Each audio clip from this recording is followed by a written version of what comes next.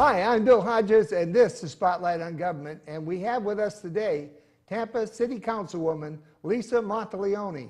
Lisa, so good to have you here. Thank you, Bill. It's a pleasure to be here. You represent District 7. Yes, I do. Which areas does that comprise? I get asked that a lot. District 7 to me is, no offense to anybody else in the city, but the most important district because it contains the University of South Florida and the entire complex. It runs from the Temple Terrace city line to Armenia, roughly. It dips a little bit south of Bush Boulevard in a couple of neighborhoods, but basically the bulk of it is between Bush and Fowler. Then it captures all of USF, Moffitt Cancer Center, All Children's Hospital, and catapults all the way to the Pasco County line. So it's all of Tampa Palms and all of New Tampa. You do have some pretty impressive areas within District 7. Yes, yes. I'm so pleased to be representing District 7 because of all of the activity surrounding the university and the hospitals and all of the older neighborhoods of North Tampa and all of the new Tampa and North Tampa, Tampa Palms communities. And we got the VA over here too. We don't want to forget them. Well, the VA is just across the street. The VA, the VA well, there's a bridge. And the Florida Hospital, both are in unincorporated Hillsborough County, but I like to claim the entire hospital complex. I would think so. There's enough people going back and forth. The VA is one of my favorite places. Those people work so hard and do such a great job. Although Moffitt, I mean, they're second to none.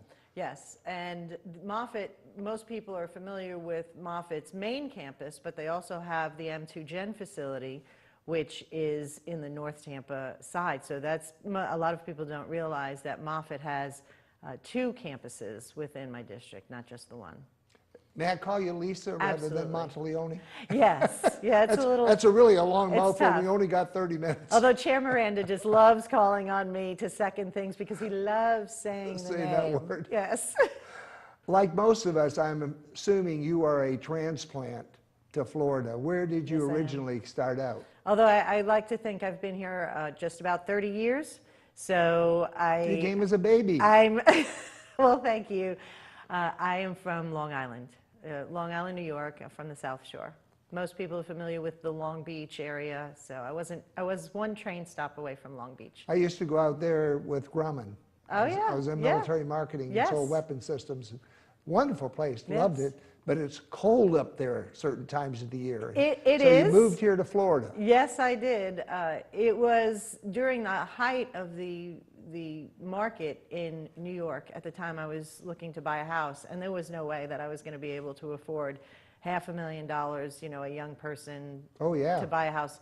So we came to Florida and we got a tremendous, you know, opportunity to buy a house here.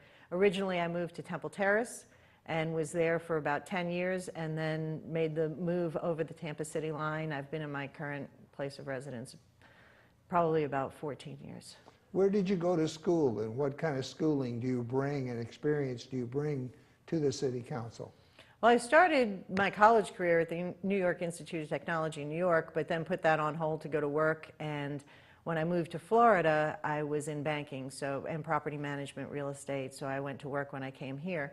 I was a casualty of one of the mergers. I was with NCMB. You and a lot of folks. Me and a lot of folks. Yeah, originally I was with NCMB, became Nations Bank, was there for about 11 years, and was laid off during one of the mergers. And the woman who laid me off laid off about 46 people that day. Ouch. Yeah, and by the time she got to me, I said, no, it's okay. I'm going to, you know, I've been here a long time. I'm getting a severance package. I'm going to take my money and I'm going to go back to school. Oh, great. Which is what I did, and I went to USF. So I ended up graduating USF with a degree in interdisciplinary social sciences, which is social work, urban studies, and public administration. Wow, that brings a lot of power to the council. That's wonderful, that kind of a background. It was a very varied subject matter, and it was design your own. I mean, I started out as a social work major, but then had interest in urban studies, and with that brought the public administration courses. So it was really almost specifically designed for council because I tap into all of those areas. With what we do on council, a lot of it is land planning, rezonings and matters of real estate, whether they're on the regular agenda or with a quasi-judicial hearing for the rezonings. But I worked with Hillsborough County. I did my internship with economic development in Hillsborough County government, and then got a job permanently with them in the Planning Growth Management Division. So I did rezonings and I did counseling for land use for a living. So it really comes in handy. I guess it would. What did you do just prior to coming on council? Well, again, being a casualty of the downturn, I had left the county, went to work for a developer in southern Hillsborough County. When the downturn hit, we had in that company 43 employees and went down to 4, which were just the owners of the company. And I left there and came home and said, honey, you got a new employee. So we knew it was coming. And who is Honey? Honey is my fiance, Josh Geary, Rising Force Construction. So what I did was I started doing all the small business work for him. He's a drywall, metal framing, building contractor, and he's always been a very small company. And so I applied to become a small local business enterprise. I did some outreach and tried to upgrade some of his systems and bookkeeping matters and kind of back office stuff and do some of the business development for him. And you have a son, I understand? Yes, I do. He's 22. I hate to admit he's 6'4" tall because it makes me feel a little bit older than I like to when you have to look up to your son. So yeah, he's a golfer. He's on a scholarship, a full scholarship with the University of Louisville in Kentucky. Wow, is that a wonderful deal? Yeah, it is. How many people would love to have a full college scholarship? Yes. In golf. And playing golf, yes. So he is very fortunate. He does have a major, which is sports management. He's not there just playing golf. And he's due to graduate this semester. He's got to do his internship. So he'll probably, like most children, I want to say, but most young people in sports, when they're playing sports in college, they can't take the full 21 credits that most students do. It's hard, yeah. So yeah, because they travel a lot. They travel all over the southeastern United States playing in the Big East. What a great experience. Yes, it is. It's a great way to do it. And I never had to worry about him growing up like most parents whose children play sports. You always know where they are. If they're that dedicated, it wasn't, honey, what time are you coming home? It was, what hole are you on? I've found that in almost every person who runs for public office, they had a specific reason for wanting to be in public office. What was yours? What prompted you to say, okay, I need to get involved? A few things.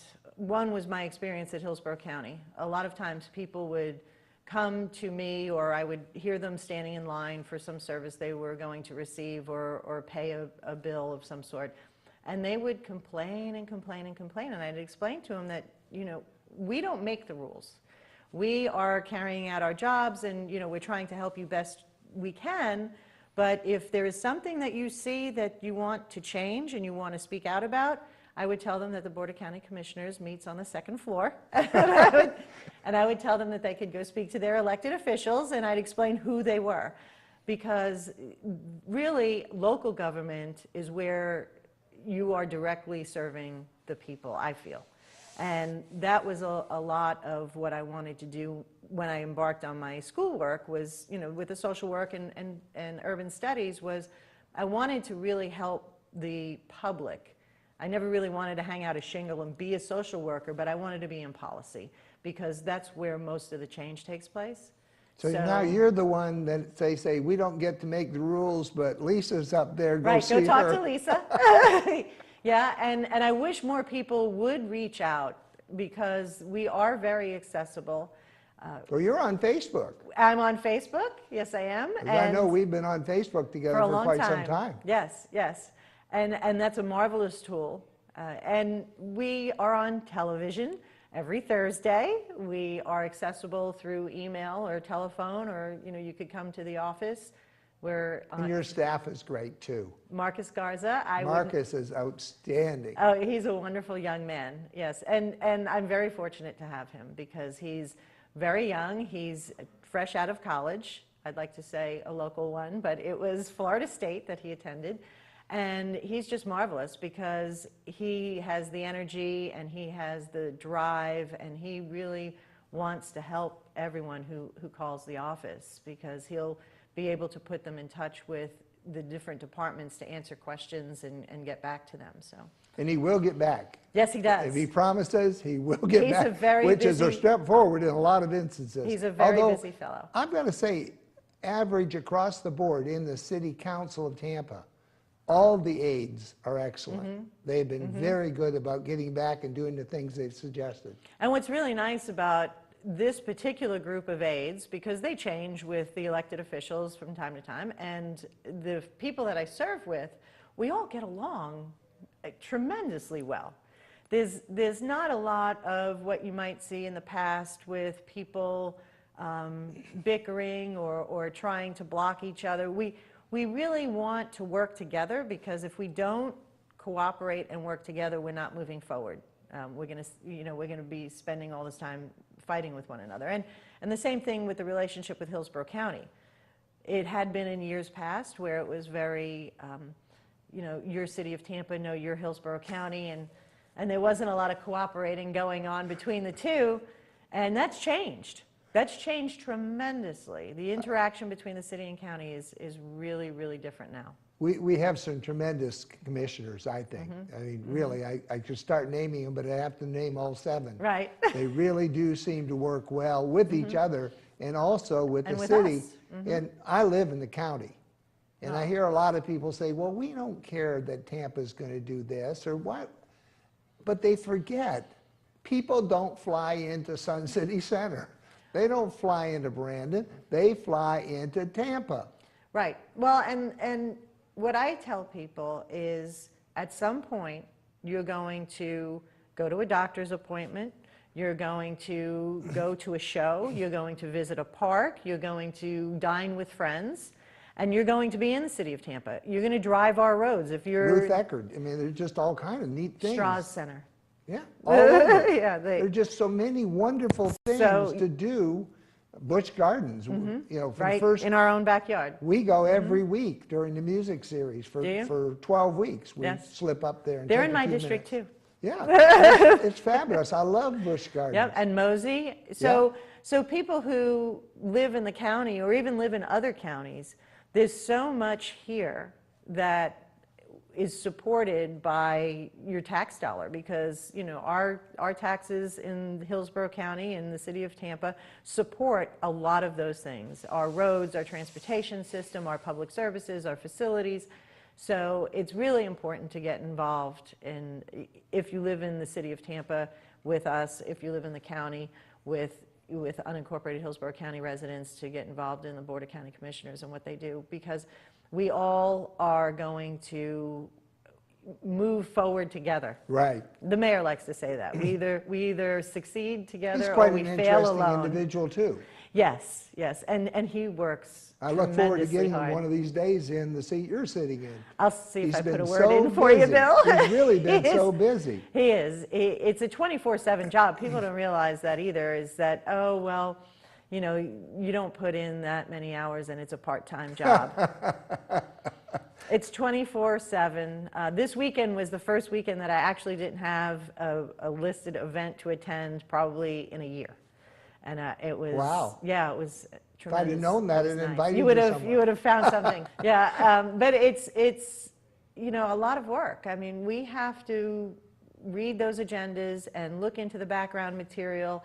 We talk to staff members and ask questions. So by the time we get to our time on council that is broadcast on television, we've already put in a lot of time and effort, researching and getting some answers from staff, because sometimes there'll be things on the consent agenda. And when they're on consent agenda means that pretty much they're going to pass or they're going to fail together. And it might be 20, 30 items that Wow. are on, your committee's agenda. I serve I'm chair of the Building, Zoning, and Preservation Committee, as well as vice chair of the Parks, Recreation Committee, and I'm the alternate on the Finance Committee. So when consent agenda items come forward, it looks like, oh, you're just passing them as a blanket, nobody's really talking or looking at things. But that's But not the really the planning case. meetings have already been taken care of. I've had our city attorney, Jim Schimberg, on the phone at 9 o'clock at night, too. And he'll tell you, he'll back me up on that, talking to me about an agenda item that I'm not really comfortable with being on consent, and he'll answer his questions for me, and all the staff are very well. I've got a lot of them on cell phone. I've found that almost every person in political office has found that there are areas they're most interested in. You have to be wide-ranging in what you understand and see, but you can't be an expert on everything.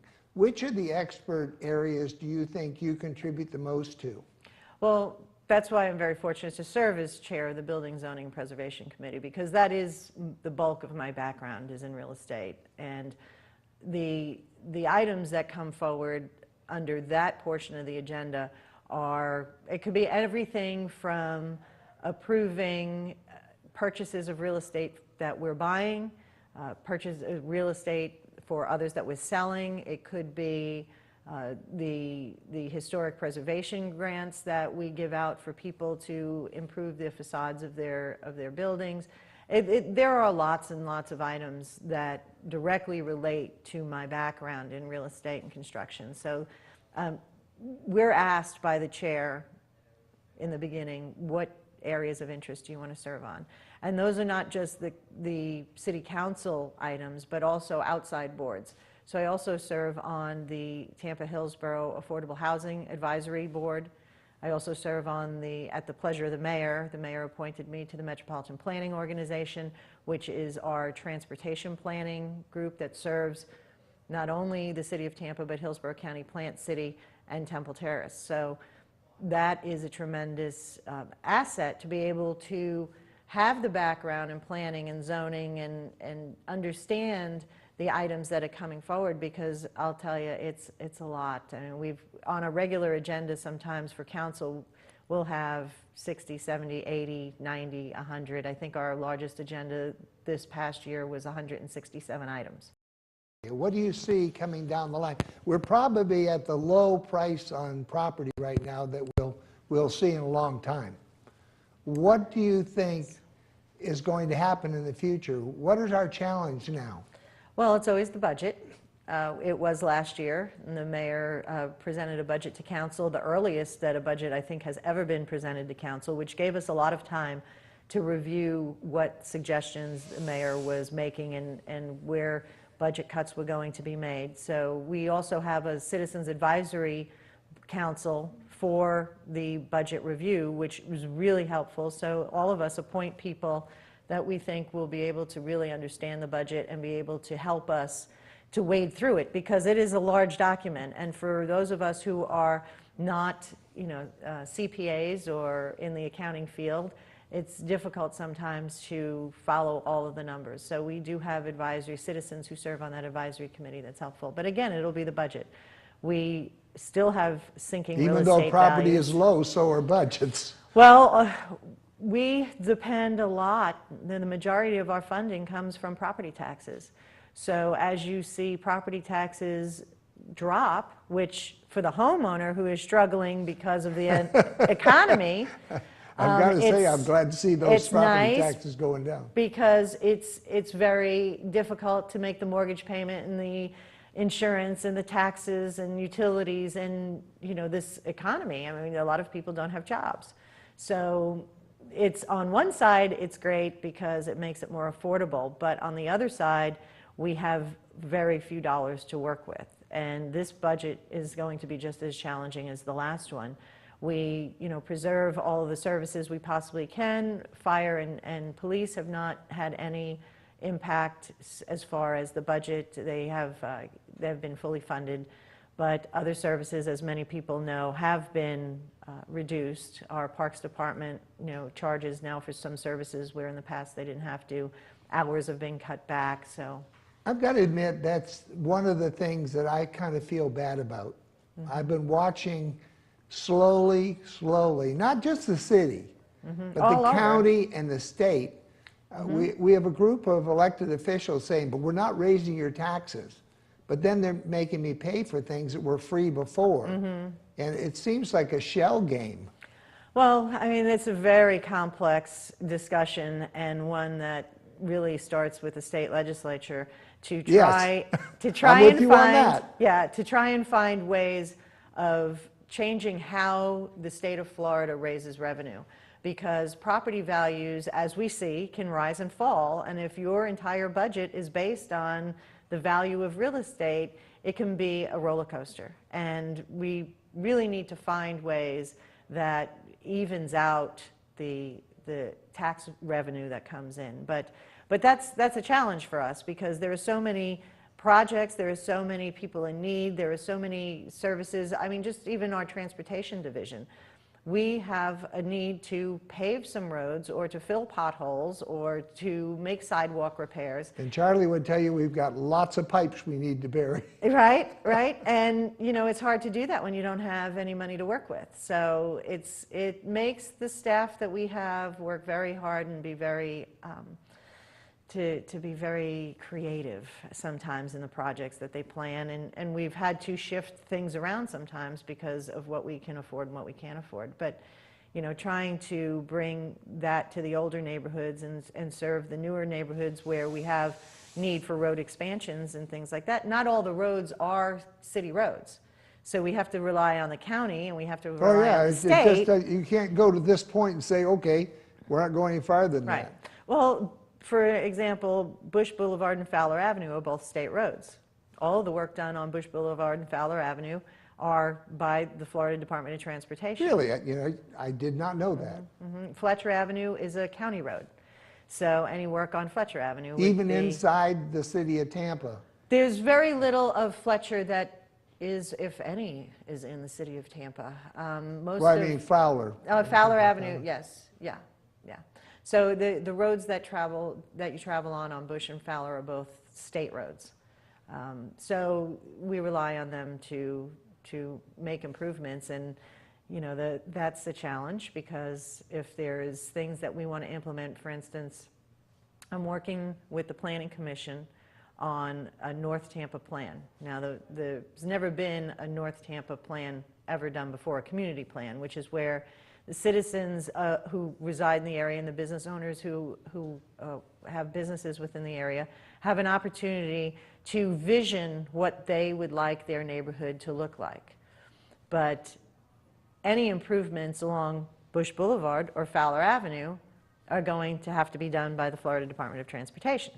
So we have to work closely with them. The planning process kicked off about 2 weeks ago, and it will continue for 14 months. And at that time, suggestions will be gathered together and a plan will be created. And the challenge is going to be, how do we fund the opportunities we have for creating an environment that North Tampa can be proud of. And this is a huge part of the development of this area. And talk about the economic upside is that we have USF and Moffitt Cancer Center and Florida Hospital and the VA across the street, Mosey and Busch Gardens. We have the largest, USF is the third largest employer in the county. Behind The school board the is airport? first and McDill is second. And then the USF facilities, the campus here in Tampa. Where does Busch Gardens fall? I don't know, as far as They've gotta on the be- employee. They're probably At least with all their up there. part-time and so forth. Yeah, and maybe that's why it's not further up the Right. list, is because it's not full-time employment. Some of their employment is seasonal.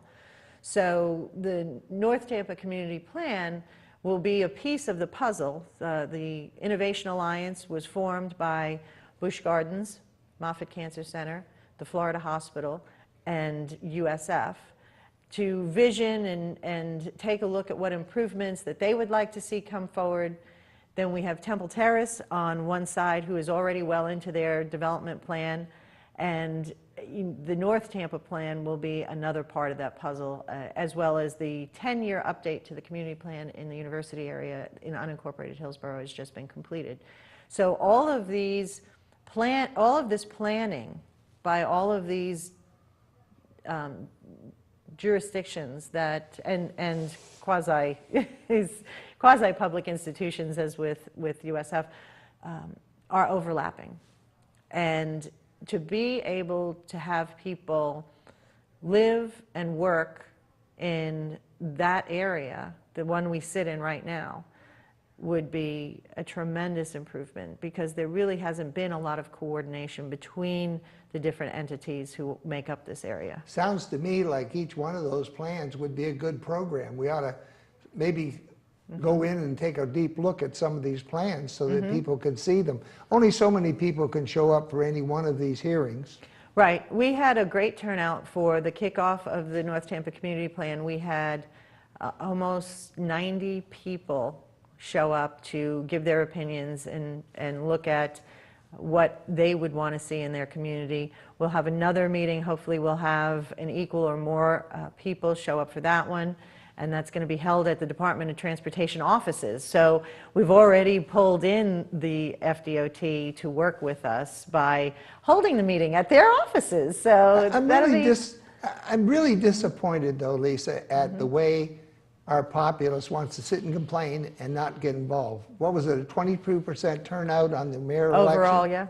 I mean, it was 14 in my district. I mean, this is silly. Folks, you need to get out. If you want to express your voice, there's plenty of opportunity to do so. Yes. Lisa's listening. All the other council members have been on this program. They're willing to listen to your calls, explain things for you. There's meetings. You've got to put up some effort, because they can't do it by themselves. And I mentioned the advisory committees, the citizens advisory committees, and we have a lot of different areas where people can lend their voice to that process. If I wanted to be on an advisory committee, quick, we only got about 30 seconds, so what would I do? Well, they're listed on our website. So you would go City of Tampa? tampagov.net, Okay. and click on the little picture of City Council, and you'll see on the left-hand side a list of things. One will say boards and committees. You click on that, and a list will come up. And you can see which positions are vacant because they're highlighted, and it has the terms of office of each of the individuals. So if you're not ready now, you can see, well, a year from now, this person's term expires. So maybe a year from now you can plan. Lisa Montelione, Tampa City Council, thank you so much for coming on the program. We really appreciate your time, and I hope you'll come back, will you? Oh, absolutely, because there's a lot more I'd like to talk about. We didn't get into a lot of things that I'm passionate about. We'll do it next time. Okay. I'm Bill Hodges. This is Spotlight on Government. You're unique, you're special, and you're great. Tell yourself so often, because you are, you know. We'll see you on the next Spotlight on Government. Again, Lisa Montelione, thank you so much for being with us, and I look forward to having you back. Yes, absolutely. Thank you for having me today.